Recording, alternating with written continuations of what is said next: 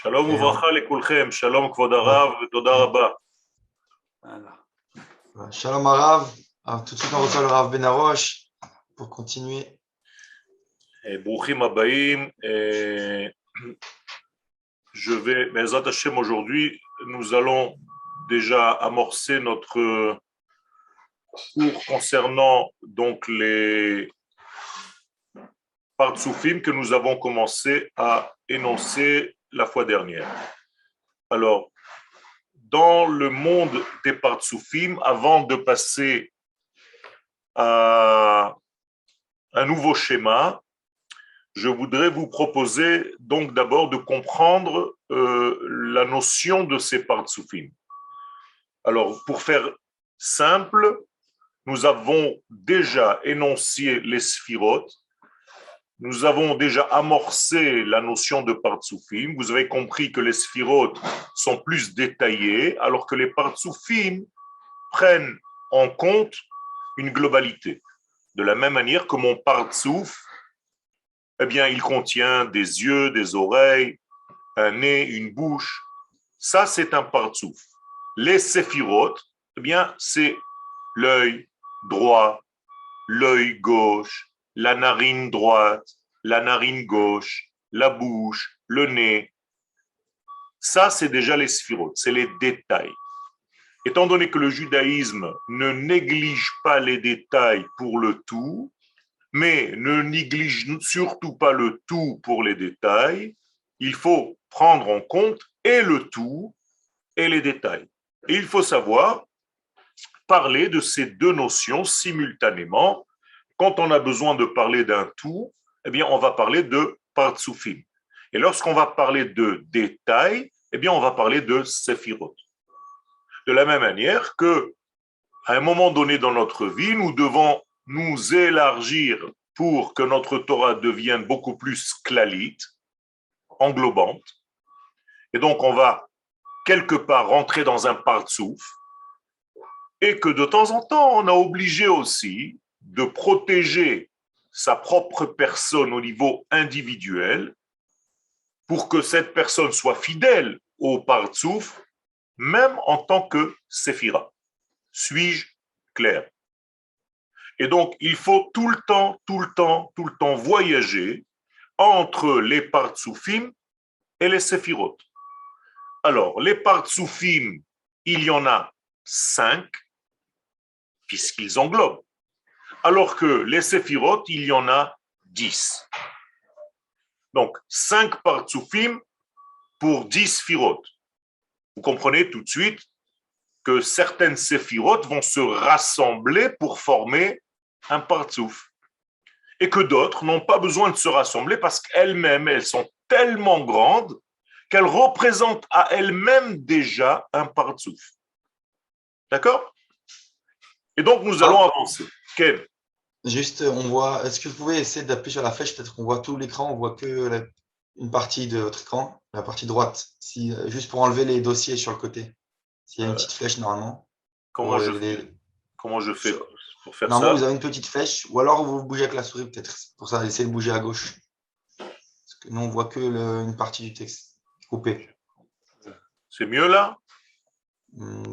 Pour l'instant, non. Comment je dois faire alors? Je crois que vous avez une barre en bas où vous pouvez essayer de bouger à gauche. Je ne sais pas si vous voyez une barre qui montre que se déplacer sur le texte à gauche. Il me semble, si je ne me trompe pas. Je vois la barre sur votre écran. Vous voyez des petites flèches en bas? Les petites flèches, je n'ai pas de flèches en bas, j'ai que des flèches pour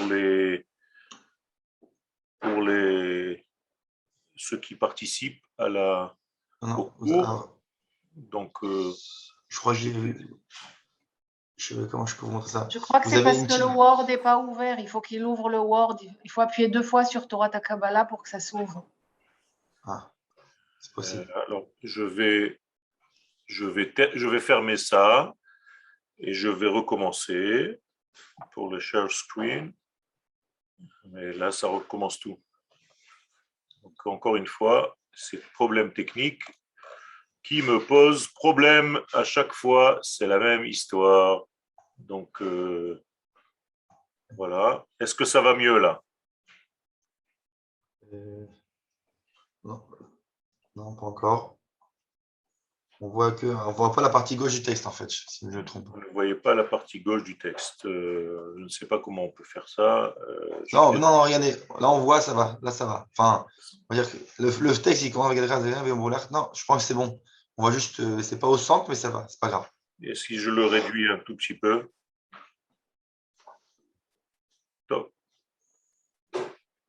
Ça va, mais c'est trop petit, non? On voit tout le texte, mais c'est l'essentiel. Voilà. Ok. Alors, je reprends. Donc aujourd'hui, nous allons rentrer dans le détail des partsoufim. Alors, Yesh Hevdel, vous êtes avec moi dans le texte? Vous le voyez le texte? Là, on voit Torah Takabala, il y a zéro Rimoto Lamrav. Il faut juste plus la bonne page. C'est pas ça du tout. Alors, c'est pas ça du tout. Je ne sais pas pourquoi. Bon, je vais le faire oralement jusqu'à ce que quelqu'un un jour m'explique un petit peu plus sur le terrain comment ça se passe. Donc, là, vous voyez mieux là? On est sur le texte. Alors, vous commencez à descendre, oui, ça. Voilà, là, on est bon. Là, vous êtes bon là? Ouais, Ok. ouais.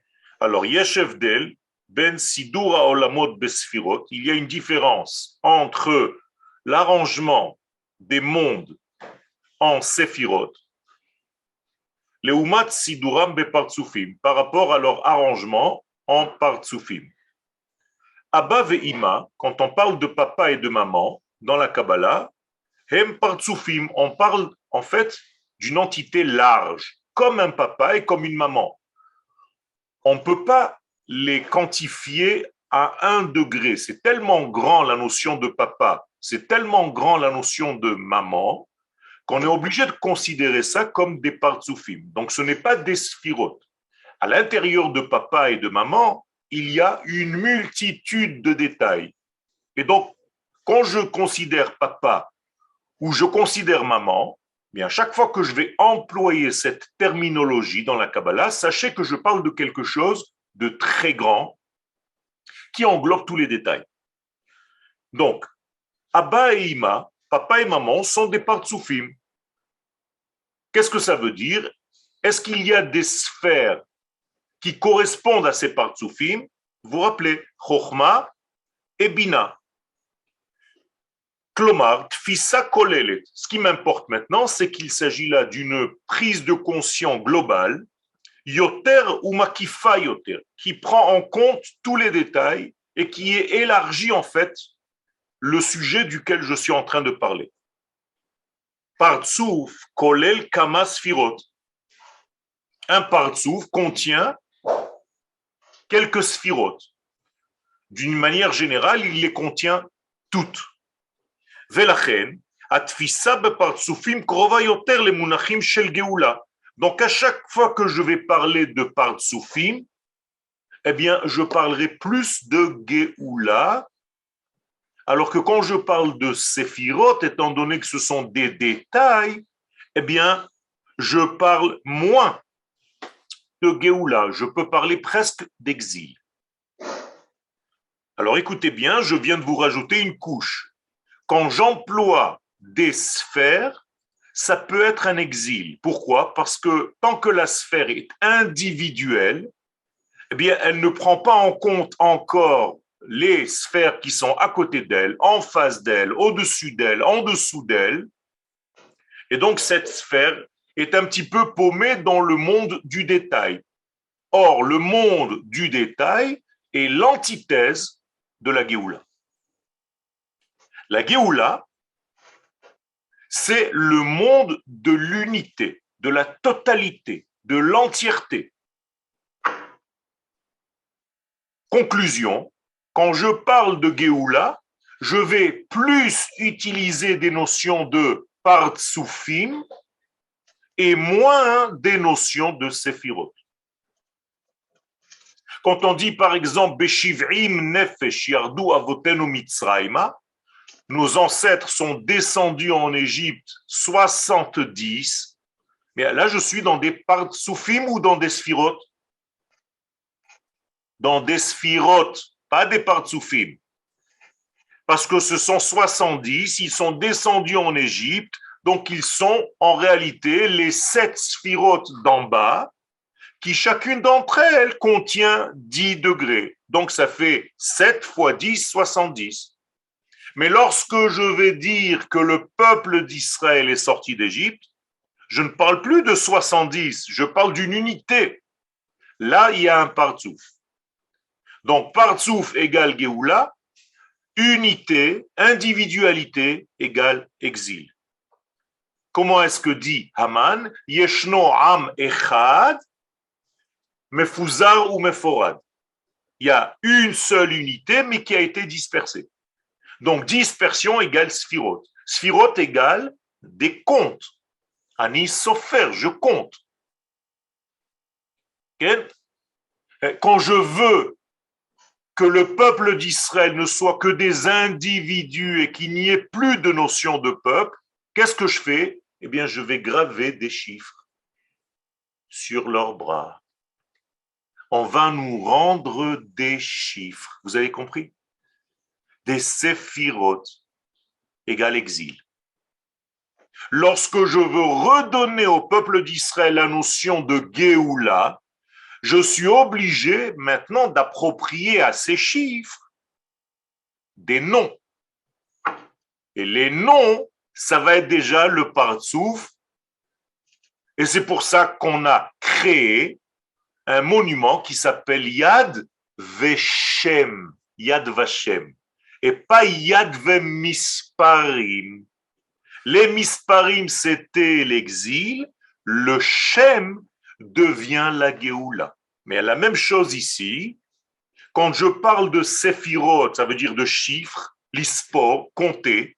À chaque fois que je fais des comptes, c'est une notion d'exil. À chaque fois que je parle de Géoula, je suis obligé d'approprier quelque chose de nouveau qui est de l'ordre du nom et non pas de la sphère, non pas des comptes, mais des noms des éléments. Et c'est pourquoi, ici, maintenant, nous allons comprendre la différence. Keivan shehi klalit yoter. Donc, à chaque fois que je parle du partsouf, étant donné qu'il est global, eh bien, il traite de rédemption, il traite de sauvetage, il traite de Géoula. Kamouvan sheyesh ladat me'elu sfirot murkav kol partsouf. Et donc, à chaque fois que je parle d'un partsouf, je dois savoir combien de sphirot il contient en lui. Alors, on passe directement dans les détails. Abba ve'ima, quand je parle de papa et de maman, hem hamochin shel olam ha'atzilut. Je parle ici d'une notion qui s'appelle le cerveau. C'est-à-dire que c'est la matrice, c'est le cerveau pensant. Comme dans une maison, papa et maman sont censés donner la direction des choses. Et donc, ça s'appelle des mochin au pluriel. Moach, au pluriel, mochin. Donc, je ne parle pas de la matière du cerveau, je parle de la pensée intérieure au cerveau. Je parle de l'éducation, je parle du sens de la vie. D'accord? Donc, papa et maman, à chaque fois qu'on va employer ce nom-là, sachez qu'il s'agit d'un niveau très, très, très élevé. Bien entendu, il y a une différence entre papa et maman. Alors, maman est beaucoup plus proche de ses enfants, alors que papa, lui, il est plus proche des sphères supérieures. Donc, en réalité, étant donné que papa et maman, regardez, on va les montrer, les voilà. Abba est ici, Ima est ici, vous voyez? Eh bien, le Abba qui est à droite, il est lié au monde d'en haut. Alors que Ima qui est à gauche, et c'est toujours la règle, hein, sera lié au monde d'en bas. Dans toutes les sphirotes d'ailleurs, maintenant vous comprenez, le Chesed, par exemple, étant donné qu'il est à droite, il est relié en haut. Alors que la Gevura, c'est le souci de comment je vais faire descendre vers le bas. La même chose avec le Netzach et le Hod. Le Netzach, c'est comment je vais recevoir d'en haut, alors que le Hod, c'est comment je vais faire descendre vers le bas. Comprenez? Donc, à chaque fois que vous avez droite et gauche, c'est comme si on vous disait haut et bas. Et là, je vous rajoute une nouvelle notion. Pas seulement droite et gauche, ça veut dire haut et bas. Droite et gauche, ça veut dire intériorité et extériorité. C'est-à-dire tout ce qui est à droite est plus intérieur et tout ce qui est à gauche est plus extériorisé. D'accord? Alors vous allez poser la question, et toutes les sphères qui sont au milieu, qu'en est-il? Eh bien, ça dépend desquelles nous parlons. Alors, Keter, ça va être la sphère qui va être équilibrée, puisqu'elle reçoit d'en haut, mais elle a le souci aussi de faire passer en bas. Et ça va être le cas de toutes les sphères du milieu. Elles sont et haut et bas. Donc, le Da'at va recevoir du Keter, donc il est et en haut, mais en même temps, il est à la connaissance de ce que je dois faire passer en bas. La même chose au niveau de la Tiferet, la même chose au niveau du Yesod, et bien entendu, la même chose au niveau de la Malchut qui reçoit de toutes les sphirotes, mais son but à elle, c'est de donner au monde d'en bas, c'est-à-dire aux êtres humains que nous sommes. On est ensemble? C'est bon? Donc, nous avons maintenant des notions nouvelles, gardez-les en tête, dans votre cœur. Tout ce qui est à droite dans les sphirotes est haut et en même temps intériorité. Tout ce qui est à gauche des sphirotes est bas ou extériorité. Je reprends papa et maman. Quand je dis papa et maman, papa est à droite, donc maman est à gauche. Si papa est à droite, ça veut dire qu'il est plus intérieur que maman. Pourquoi il est plus intérieur? Parce qu'il se soucie de recevoir des éléments du Très-Haut.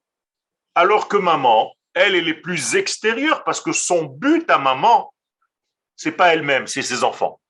Donc, elle va tout donner à ses enfants. Donc, elle est du côté gauche. Vous avez compris comment ça marche? Et c'est un équilibre très important. Et quand vous avez quelque chose qui vous dérange dans votre vie, eh bien, vous allez d'abord chez maman, mais si le sujet est très grave, vous allez déjà chez papa. Parce que c'est encore une autre vision. Alors, dans la Kabbalah, quand on a des problèmes dans la vie, c'est le côté gauche, donc maman, qui va les gérer. Mais quand les problèmes sont trop forts, il va falloir l'éclairage de papa, de Abba. Et quand on va éclairer la lumière de Abba, ça va exploser tous les problèmes. D'accord? Alors, retenez un petit peu ces notions. J'essaye de vous les faire les plus simples possibles pour que ces notions soient habillées dans votre esprit.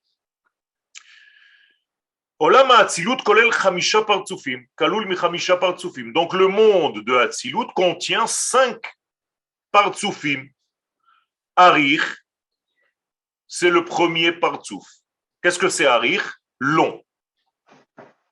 Long, parce qu'il n'y a pas de limite. C'est quelque chose qui est, on appelle ça en français, longanime.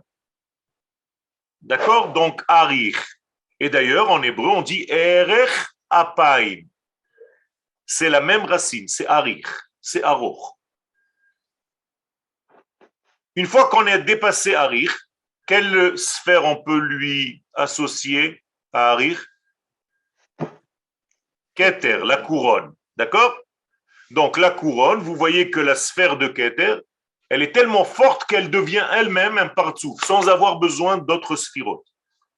La même chose chez Abba. Quelle est la sphère qui correspond à Abba? La Chokhma, Yafé.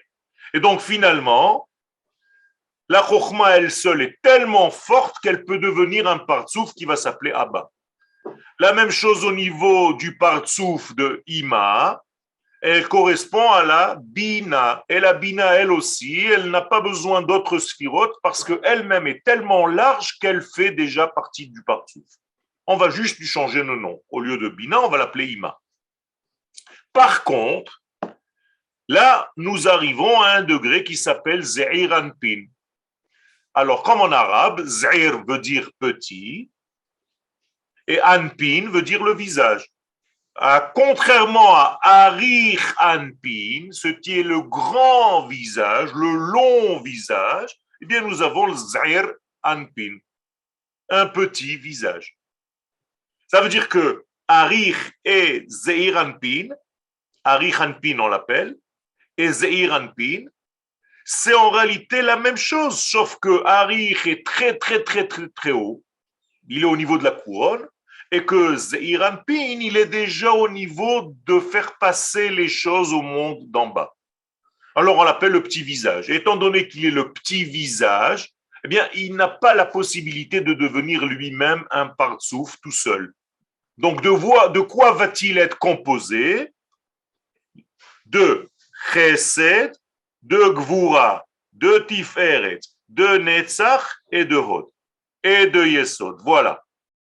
Tout ce que je viens de vous peindre en gris, tout ça ensemble, ce sont des sphères individuelles. Eh bien, ensemble, elles vont former le visage qu'on appelle à Zeir Anpin. Vous êtes avec moi? Donc, Zeir Anpin est composé de combien de sphères? 6. Chesed, Gvura, Tiferet, Netzach, Hod et Yesod. Et la dernière, qui va s'appeler, dans les Partsoufim, Nukba. Alors que dans les Sphirot, elle s'appelle Malchut. Yafé. Elle aussi est tellement grande qu'elle n'a pas besoin de plein de rajouts comme Zeir Anpin. À elle-même, elle devient en fait un Partsouf qui contient le tout. Seulement, dans la Sphira, on va l'appeler Malchut. Lorsqu'on parle du Partsouf, on va changer de langage, on va l'appeler la femelle. Nukba de Za. La femelle de lui, de Za. De la même manière que Abba et Ima, c'est le mâle et la femelle, eh bien, Zeir Anpin et Malchut et Nukba, ça va être le mâle et la femelle à un étage inférieur. Il y a toujours un mâle et une femelle. Le mâle est à droite, la femelle à gauche. Parce que le mâle va prendre la bracha du Très-Haut et la maman, elle, la femelle, son but c'est de faire passer, d'abord de manifester cette bénédiction et de la faire passer vers le bas. Ok?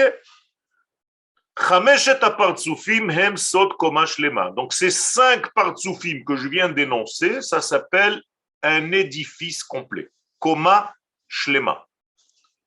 Donc à chaque fois que vous voulez parler de n'importe quoi, eh bien il y a une koma shlema. Par exemple, la Torah, elle est faite de 5 livres. Donc les 5 livres de la Torah, c'est en réalité 5 partsoufim. Bereshit, Shemot, Vaikra, Bamidbar, Dvarim. Donc les 5 doigts de ma main, vous voyez, ce sont 5 partsoufim. Arich, Abba, Ima, Zeir Anpin et Nukba. D'accord? C'est très simple. Donc le premier livre de la Torah, Bereshit, il correspond à qui? À Arich. Donc c'est le Keter, donc c'est la couronne. Donc c'est un monde très caché. Et plus je descends, plus le monde va devenir dévoilé jusqu'à arriver au petit doigt. Le petit doigt, c'est celui qui va me dévoiler tout. D'accord? Ava ve'ima, hem shne amochim shel komazo. Donc papa et maman, Abba et Ima, c'est ce qu'on appelle les mochim. D'accord? Les cerveaux de tout cet édifice. Si je devais maintenant traduire ça dans le corps humain que nous sommes, eh bien, votre cerveau droit et votre cerveau gauche, c'est Abba et Ima dans votre corps. C'est simple. OK? Mais Abba ou mais Ima, nimshachim hamochim. Qu'est-ce que ça veut dire que ce sont des mochim? Eh bien, ça veut dire que de ces 2 degrés, comme du cerveau humain, vont commencer à s'écouler des valeurs supérieures et intérieures, profondes. C'est-à-dire des notions que le monde d'en bas n'est pas capable de comprendre, d'appréhender pour l'instant. Puisque nous sommes en train de parler maintenant de niveaux qui sont avant la création du monde. Ce que je suis en train de vous dire, juste qu'on peut les approprier au corps humain, c'est après, une fois que nous sommes nés. Je peux comprendre que chez moi, ça se place ici. Mais toutes ces notions, elles existent bien avant ma création. bien avant mon apparition dans le monde. Ce sont des édifices créés par Dieu. L'homme n'existe pas encore. On est bien avant la création du monde. C'est une mise en place pour faire apparaître l'homme, le premier homme. Et donc, Akadosh Baruch Hu, le Créateur, est en train de mettre en place une structure très secrète qui va être en réalité la conductrice du monde qu'il va créer dans l'avenir. Ok? Donc, il y a une mise en place, une préparation. Et ça, en réalité, c'est notre essence, c'est notre matrice. C'est-à-dire que si je prends conscience de ces 10 firotes et de ces 5 partsoufim, c'est en réalité ma vie, c'est moi, mais à la source de ma vie. Donc, à chaque fois que je veux comprendre quelque chose dans mon être d'aujourd'hui, eh bien, je dois tout simplement faire référence à cette racine. Donc, je vais aller chercher dans les séphirotes et je vais essayer de comprendre qu'est-ce qui ne va pas chez moi. Je continue. Donc, les mochim qui viennent de papa et de maman, Klomar et Harot Elionot, ce sont des éclairages supérieurs, derech za venukba, qui vont passer par les 2 degrés que je vous ai énoncés ici, Zeiranpin et Nukba. D'accord? Ça veut dire que les 2 premiers degrés, papa et maman, vont faire circuler une lumière chez Zeiranpin et Malchut, qui va passer par Zeiranpin et Malchut. Ok? Si on devait mettre dans notre corps, de la même manière que je viens de vous dire que Abba et Ima, c'était les cerveaux, où se trouvent Zeiranpin et Malchut dans notre corps? Où se trouve Zeiranpin? Le nez et la bouche. Il a fait. Au niveau de la tête, c'est le nez et la bouche. D'accord? Le nez va être Zeiranpin et la bouche va devenir Malchut, la Nukba. Donc vous voyez que les 2 degrés des 2 cerveaux, le cerveau droit va influencer les yeux et le cerveau gauche va influencer les oreilles. Et donc les 2 cerveaux, Abba et Ima, qui vont être relatifs à la vision et à l'ouïe, vont donner après ces éclairages au sentiment, au ressenti, à la senteur et à la parole. D'accord? Donc, qu'est-ce que c'est que la parole en fait? C'est une pensée qui parle. C'est pas une bouche, on n'a jamais vu une bouche parler, la bouche ne parle pas. Et c'est pour ça que la Torah, lorsqu'elle parle de l'homme, elle dit que c'est un souffle qui parle. Ruach memalela. C'est pas la bouche qui parle, la bouche n'a jamais parlé. Si on parlait seulement par la bouche, ce serait une catastrophe. C'est la pensée qui est traduite en langage. Et c'est ça l'essentiel qu'il faut comprendre. Et tout ça vient graduellement. Vous voyez, il y a une dégradation des choses. Donc je dois respecter en fait, dans mon corps même, physique, les degrés par rapport à leur position dans mon corps. Et donc si, et je vous l'ai déjà dit et je le répète, si je dois me laver, eh bien je dois d'abord me laver les cheveux, après je dois me laver les yeux, et seulement après les oreilles, et seulement après le nez, et seulement après la bouche. Pourquoi? Parce que je dois respecter l'ordre qu'Akadosh Baruch Hu a fixé en place. Et donc, il est interdit dans la halacha de faire l'inverse, de laver ses pieds et puis après de passer au lavage de la tête. Et dans la Kabbalah, ça prend une proportion incroyable parce que tu inverses les mondes. De la même manière, nous disent les Mekoubalim, les kabbalistes, que les 10 doigts de la main sont les 10 sphères. Et comme elles ont ces sphères un ordre bien précis, eh bien ne croise jamais tes doigts. Parce que quand tu croises tes doigts, tu mélanges toutes les sphirotes dans les mondes supérieurs, donc tu mélanges ta vie, ça te fait en fait un système comme si tu avais placé ta mezouza à l'entrée de ta maison ou de ta chambre à l'envers. Alors ça paraît des choses anodines, presque ridicules. Mais au niveau de la Kabbalah, ce n'est pas du tout ridicule. C'est un rythme à observer, un ordre à garder. Et donc, il y a une dégradation volontaire pour faire descendre les pensées les plus élevées dans notre monde le plus bas. Amegamahi, bien entendu, il y a un sens, il y a un but à tout ça. Et quel est le but? Amegamahi, ne jamais oublier ça. Les malais et haolam hazeh beorot habaim meolam haideot haelyonot min haratzon haeloi hamekori. C'est que notre monde d'en bas soit rempli finalement de toutes les valeurs qu'il y avait en haut, dans la racine, dans la matrice, dans ces grandes lumières. Voilà. Donc en fait, nous sommes fabriqués du haut vers le bas. Parce que tout le cheminement divin dans notre monde, c'est du haut vers le bas. Rappelez-vous ce que je vous ai dit tout à l'heure, haut égale intérieur, bas égale extérieur.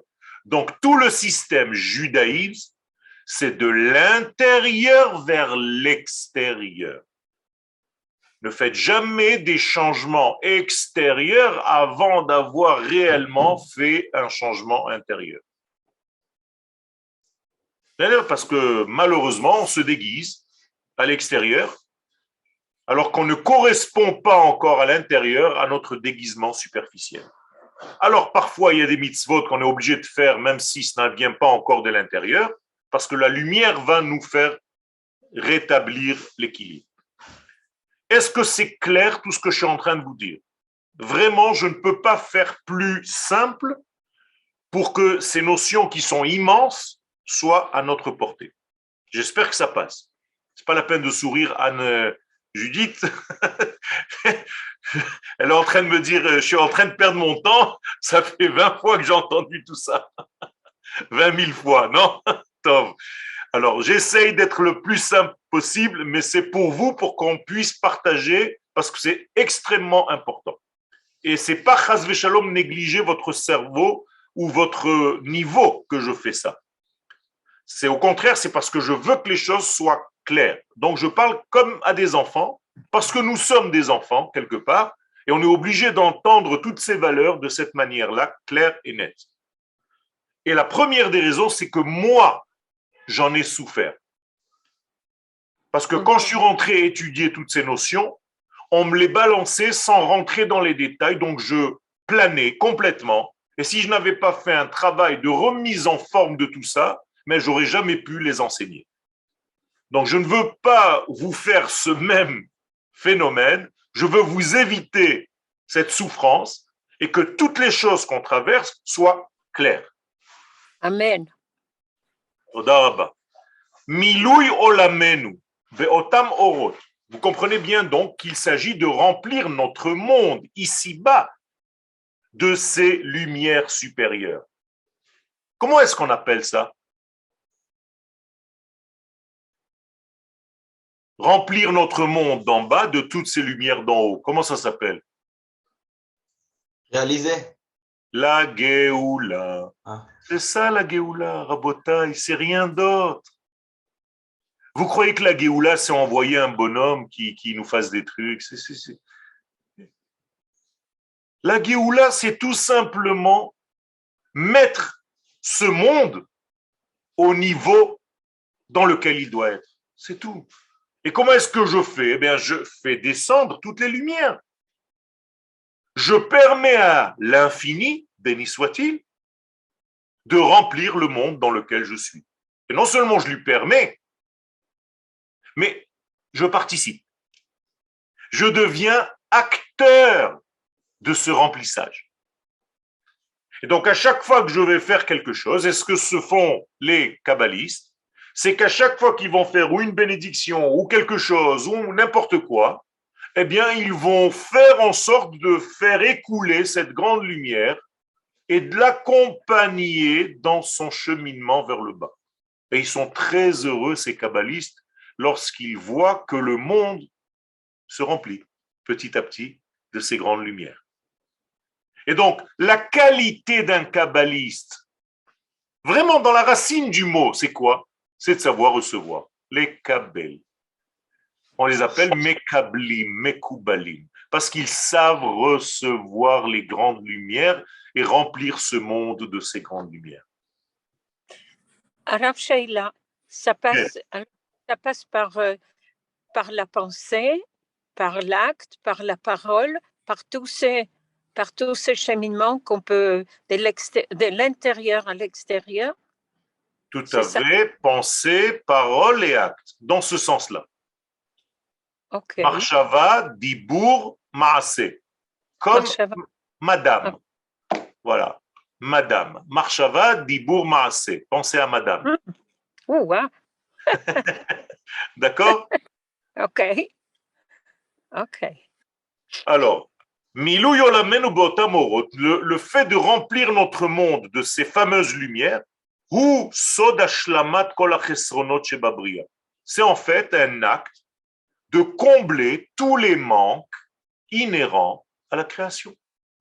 Dieu a créé un monde rempli de manques et nous sommes là pour aider Dieu à remplir ce monde. C'est tout, de tous ces manques. On va combler ces manques. Asher bara Elohim, et tout ça c'est dans le verset que vous connaissez, la Asot. Asher bara Elohim la Asot. C'est-à-dire que Dieu a créé, et dans le dernier mot, la Asot, ça veut dire que nous sommes les acteurs, nous sommes ceux qui font descendre toutes ces lumières dans le monde le plus bas. Comment on l'appelle le monde le plus bas? Asiya. Donc la Asot. D'accord? Vehu soda geoula. Hashlema. Et voilà. C'est ça en réalité la geoula. La Géoula, c'est rien d'autre. C'est de remplir ce monde avec tous ses manques de la lumière la plus élevée qui comble tous ses manques. D'ailleurs, cette Géoula, elle peut être ressentie. Si par exemple, mon ami ressent qu'elle est comblée, si ma femme sent qu'elle est comblée, eh bien, c'est sa Géoula. Ça peut être momentané, certes, mais c'est quand même une Géoula. C'est-à-dire que si tu rentres dans un chiour et tu te sens rempli et comblé, mais on peut dire que tu as vécu un moment de Géoula parce que tu as senti un remplissage de ton être. Donc chaque cours est une Géoula. Si réellement ce cours te remplit, et si tu désires être rempli par ce cours, et plus tu as le désir qui est fort, plus ton remplissage va être de plus en plus fort. Et tout ça va se résumer, Bayom, le jour, le jour où la terre, donc la création, se remplira de la connaissance de Dieu comme les eaux remplissent la mer, l'océan. Rav Sheila, par rapport, là, vous avez parlé que chacun de nous passe par cette madame, parce que Marshava, des Bourvemas. Maintenant, comment nous pouvons faire ça au niveau du klal?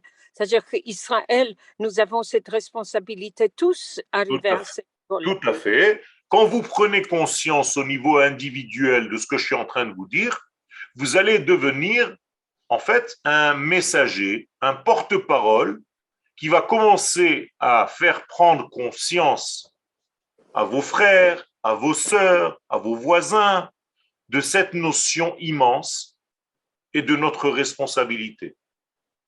Et c'est pourquoi nous devons aujourd'hui faire en sorte que cette étude arrive à tout le monde parce que c'est une prise de conscience qui est nécessaire. Alors c'est sûr qu'il y a certaines personnes qui le font intuitivement, naturellement. Mais nous devons le faire consciemment, sciemment. C'est-à-dire quand nous avons la possibilité, la compréhension de la chose, eh bien chacun d'entre nous, dans son milieu, doit faire passer le message avec intelligence. Alors, il faut qu'on organise un cours de Raviol Benaroche à la Knesset. Be'ezrat Parce que- Hashem, bechavod, il n'y a Non, pas de souci. באמת, Si on m'invite, je viens. נכון, כי c'est ça, en fait, les gens qui partent à l'extérieur. Le c'est seul, là que- la seule chose, c'est que de savoir, parce que ça, ce qu'on est en train de faire maintenant, pour l'instant, c'est encore virtuel. נכון, Il va falloir traduire toutes ces notions que je suis en train de vous dire en maintenant תכלס. en réalité. Et ça aussi, c'est un travail. Mais pour l'instant, on est en train d'apprendre, nous, à notre étage, dans Ok. cette yeshiva en Zoom, online, la structure générale du monde.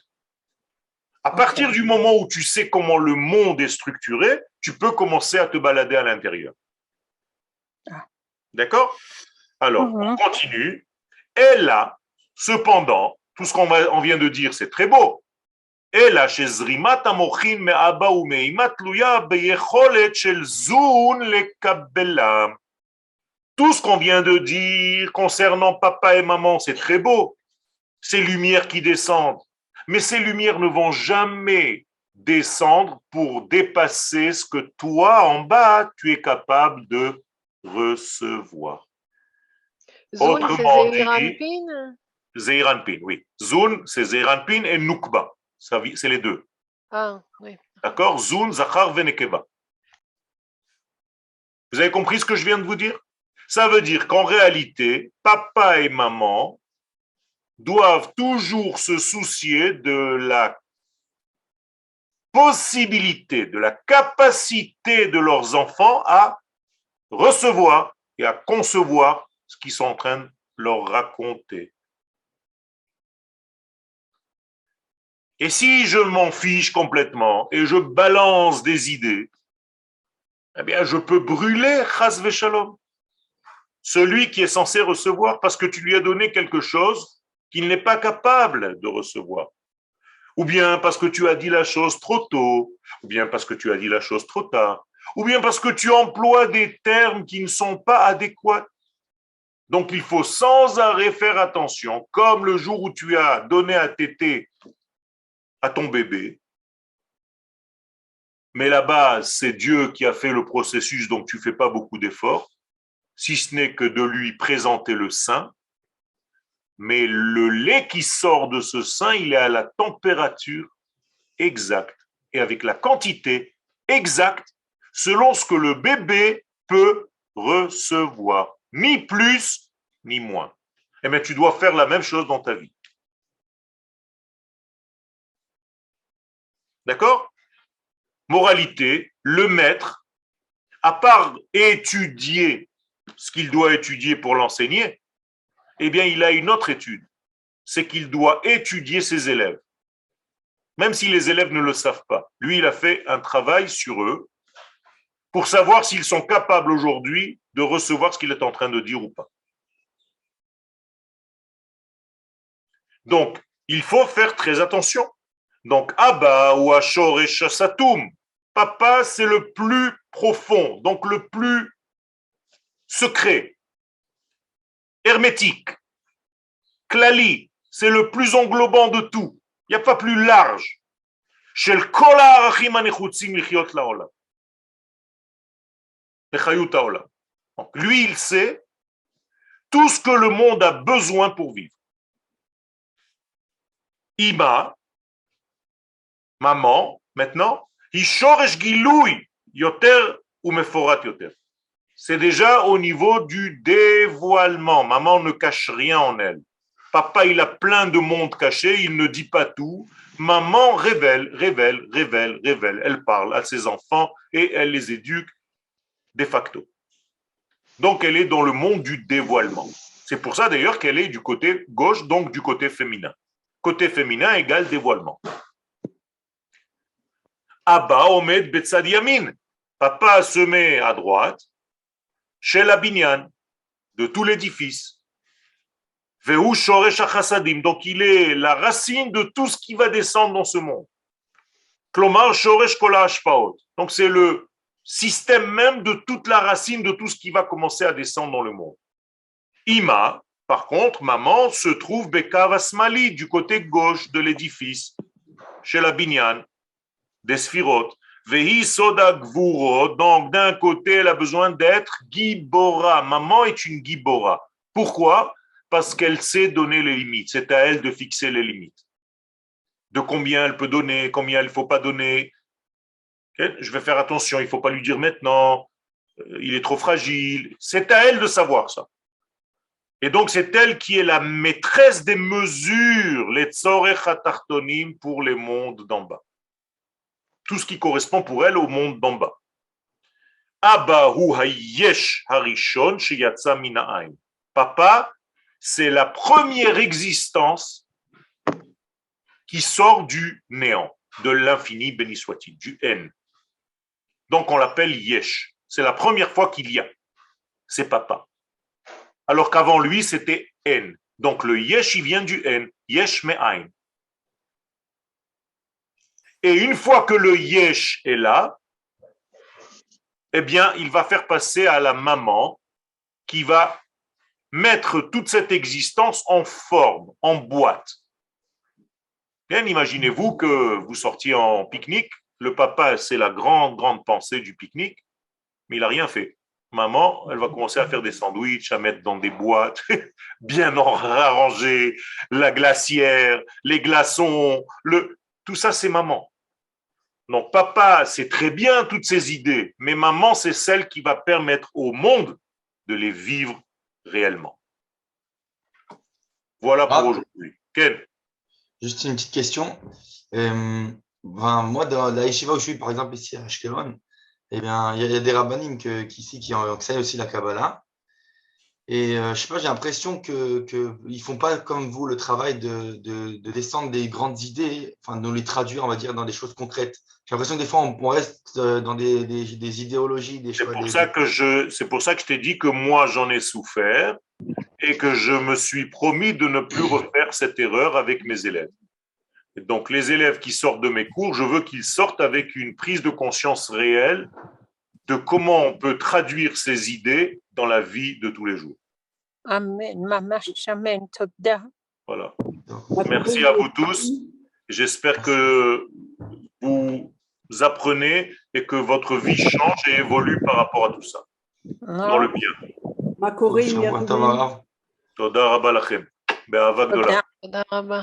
תודה רבה. אוהב אתכם. תודה. שבוע טוב ומבורך. שבוע טוב.